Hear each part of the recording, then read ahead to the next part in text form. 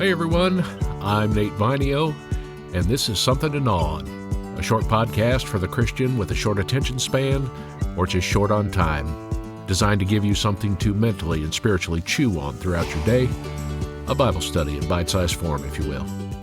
This episode is Earnest and Urgent, a collection of stories of God answering prayer. I want to begin this episode by saying that it's a high honor today to begin reading you a story that my dad wrote. Growing up, I had heard a lot of stories Dad had to tell, and they're numerous. Everything from stories about Dad being a knuckle-headed kid, telling about some pranks, and yes, I guess I do come by it honestly, but then there's the miraculous things that God did, the things that God did to keep him safe and advance the kingdom. Some of these stories I've heard multiple times, and just when I thought I'd heard them all, another one would come to memory, and I again would be amazed. Several weeks back, Dad mentioned that he had been writing these stories down for years, and had saved them for us. I asked him to send me a few to read, and to say the least, I was amazed. He had so many stories that I'd never heard before, and they were written in true something to gnaw on form. They were well written, they were short, precise, and impacting.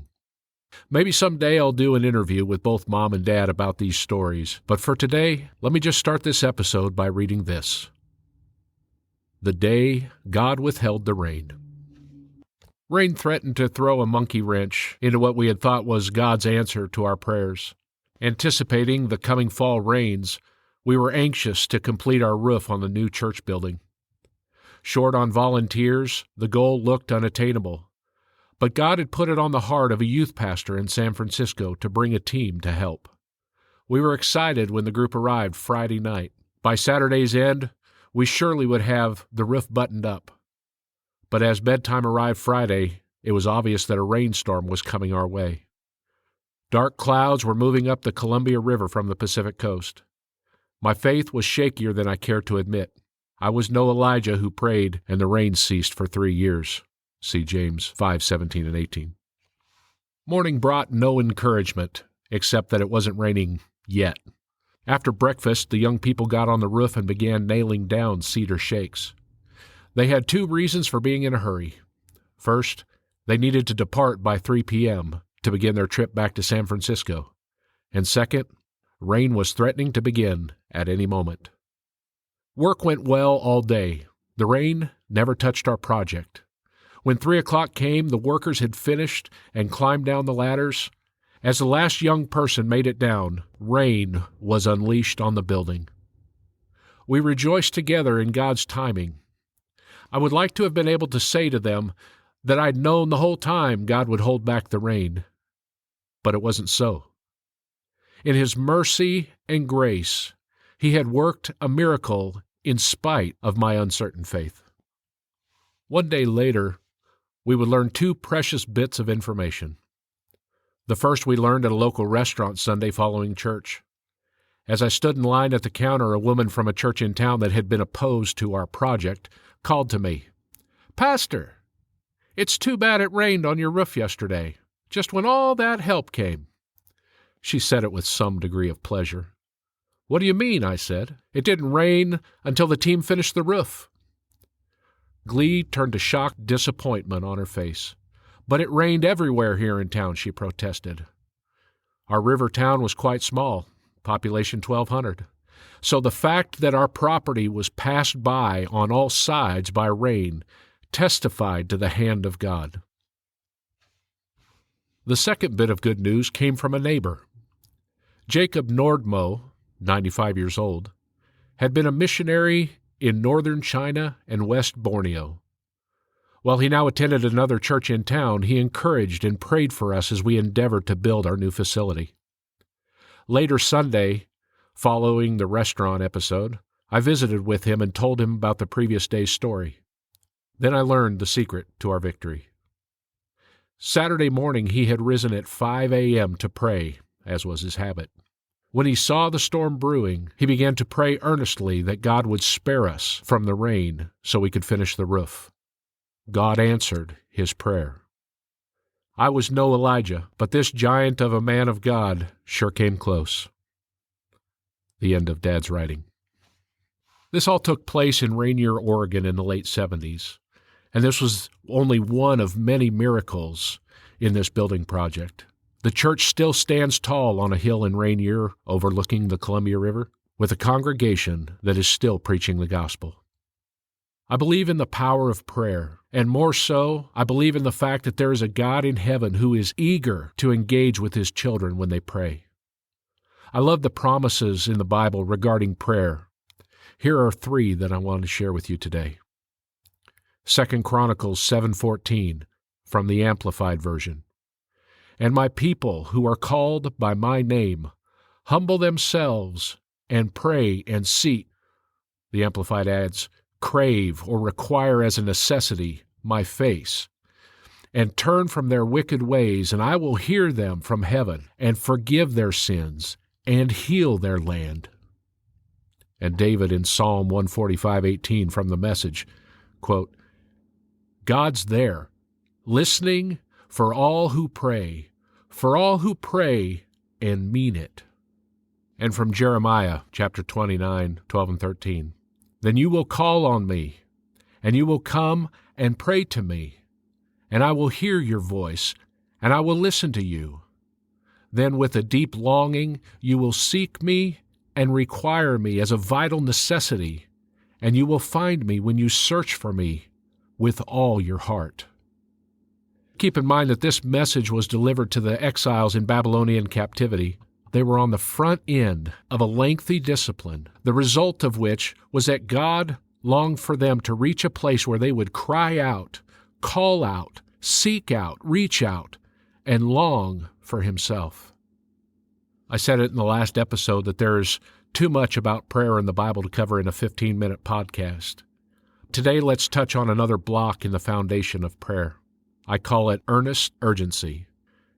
Ezra, the writer of Chronicles, David, and Jeremiah, along with several other writers that I haven't referenced, hit this point squarely on the head.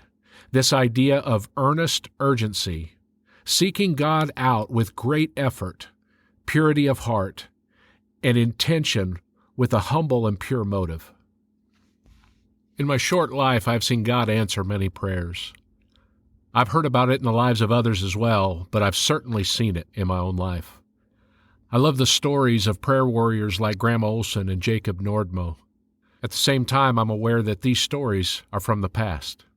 In the last year, we've seen a huge number of people healed at church, of things that are nothing short of miraculous, and many have been medically documented. About a year ago, God healed my friend Joe's shoulder. In the excitement of being healed, there was a guy that had gout in his foot standing nearby. Joe shared about his healing and began to pray for him. Nothing happened. Joe got down on his knees and prayed again with zeal for his foot, removing his slipper. In the midst of this, I felt like God was leading me to have him try to walk without the aid of his slipper, kind of like the paralytic in the Bible. I couldn't get the words out quick enough. So when Joe was done praying and the guy stepped forward for his slipper, I kicked it out of his way, asking him to take another step or two. I should add here that this is probably not the best way for executing such a request, but it got the job done. We've laughed about it since, but to abbreviate the story, I did hear God. God did hear our prayers, and the guy with gout was healed shortly after our prayer time together, and that was about a year ago. Our pastor's quick to say, don't say God didn't heal me. Say God didn't heal me yet. Sometimes it's immediate, sometimes it's progressive, sometimes it's delayed. It just hasn't happened yet. Every Sunday there's a guy that sits in front of me who 1 year ago had type 1 insulin-dependent diabetes. For those of you who are unaware, type 2 is bad but controlled by diet and exercise. Type 1 is bad but unmanageable and needs insulin all the time and is not considered curable. I used to work in the life and health insurance world, and I've written more than 1,000 life and health insurance applications, mostly on retirement age individuals, many of whom had diabetes. I can tell you with great confidence that insurance underwriters will not insure type 1 diabetics because of the risk involved. It's a serious disorder, and it has a tendency to make other health issues worse. I've heard several underwriters say once you go on insulin, you're never getting off of it. Anyhow, one day they started praying, and I think it's fair to say that they prayed earnestly and urgently. As I remember the story, he reported feeling worse in the days following, so he called the doctor. Yes, I said he started feeling worse after the praying. So he called the doctor, and the doctor's response was to have him cut back on his insulin. This process continued until the doctor took him 100% off of the insulin. God healed him. I see him every Sunday and every Wednesday, and he looks so much more healthy, and there's a joy and a spring in his step that's absolutely contagious. God healed him of type 1 diabetes. I'm running out of time, but let me try to jam one more story in here. There's a young lady that sits with her husband on most Sundays in front of me and my wife. One week, someone spoke a word of knowledge that they believed God wanted to heal someone with a back problem. This gal who sits in front of us was prayed for and healed on the spot.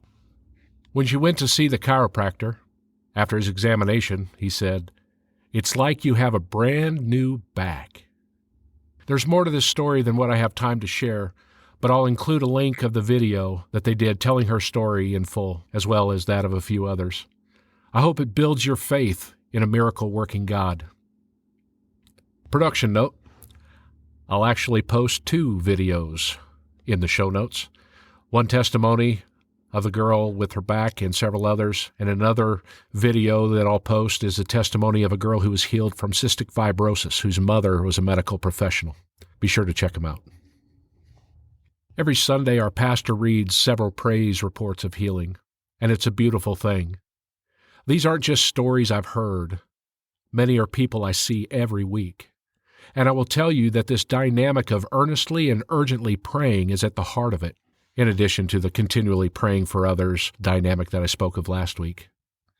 It isn't ritualistic. It's not the yubba-dub-dub, thanks for the grub, go God, dinner time prayer, nor is it the now I lay me down to sleep, I pray the Lord my soul to keep kind of nighttime prayer. These are not repeat after me prayers. These are not perfunctory or obligatory prayers. These are shoestring snot revival prayers, and you may want to revisit that episode if you have no clue what I mean by that. These are get the wet vac and the carpet shampooer and clean the carpets at the altar kind of prayers.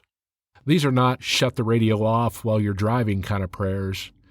These are pull the car over and come to a complete stop because you can't safely drive kind of prayers. These are nothing else matters right now kind of prayers. I once read a quote attributed to Einstein, and it was kind of hard to believe coming from him at first, but it read like this: "Any man who can safely drive while kissing a pretty girl is simply not giving the kiss the attention it deserves." May I submit to you that if you can do other things, other activities, and pray at the same time, you may not be giving the prayer the attention it deserves.